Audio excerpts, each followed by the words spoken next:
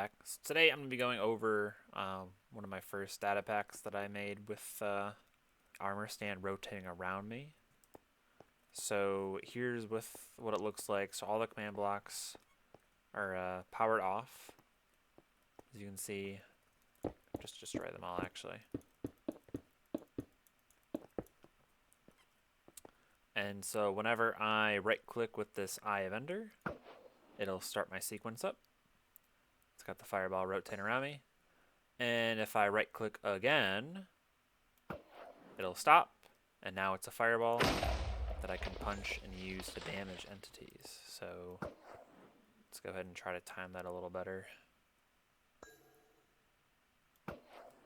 Alright, then boom, take out the creeper. Okay, so to get into how the data pack will work, we're going to want to go ahead and go to the init function.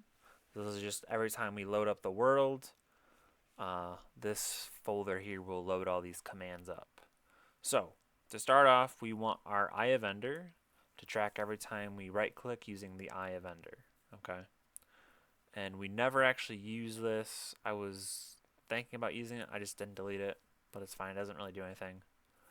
And then we have our timer. So we're going to clear the timer in case I'm like messing around with the commands and I'm slash reloading it a lot, that we don't have this timer having multiple variations of it going on at once. Otherwise it would defeat the whole purpose of it having a timer. So we'll have our timer set up. Okay.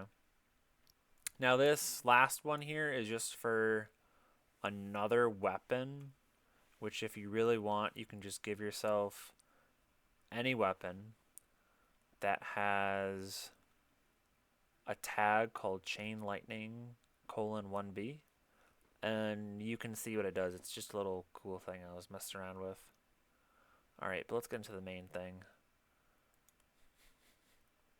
If we go back to this, so when we go to the main, so this is just the one that's happening every tick, right? We're checking for any players that have the score of Eye of Ender. So every time they use the Eye of Ender, when it equals 1, okay, we're going to start it up. So if we go to the start, we're just going to be summoning an invisible armor stand. Now we have marker here, so we can't interact with the armor stand, right? We can't punch it or anything. And we have the explosion power 5B. Now you can change this. This will do a lot of damage as it is. It might be a little overpowered if you're thinking of like a mini game for it, because this will one-shot you without any armor for sure. And then we're going to be setting our scoreboard for Eye of Ender to 2. Okay, because if it's still at 1, it's going to keep doing this function over and over and over again. So we want to change it to 2. And I'll say why not for 0, because we want to have a second part to this, almost like a spell, if you will.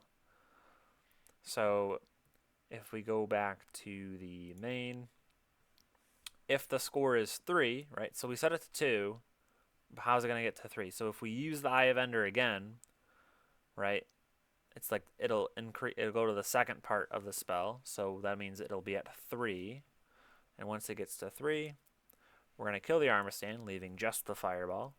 And we're going to set our score back to 0, so it'll go back through the beginning of the spell. So you can think of it as like the spell part 1, and this is the part 2, with the same activation. Okay, and once it leaves it there, it'll just kill armor stand, so you can just punch the fireball in any direction you want, and it can deal the damage like so.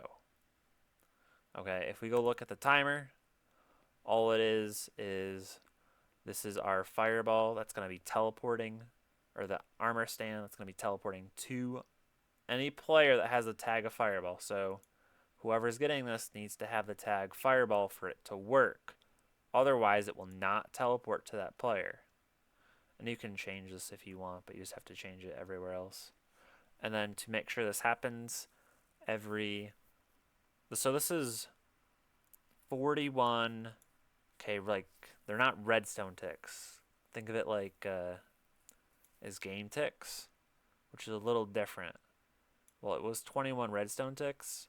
This is 41. I think of it as like command ticks to be the perfect time. Otherwise, it'll stutter or not finish a full circle.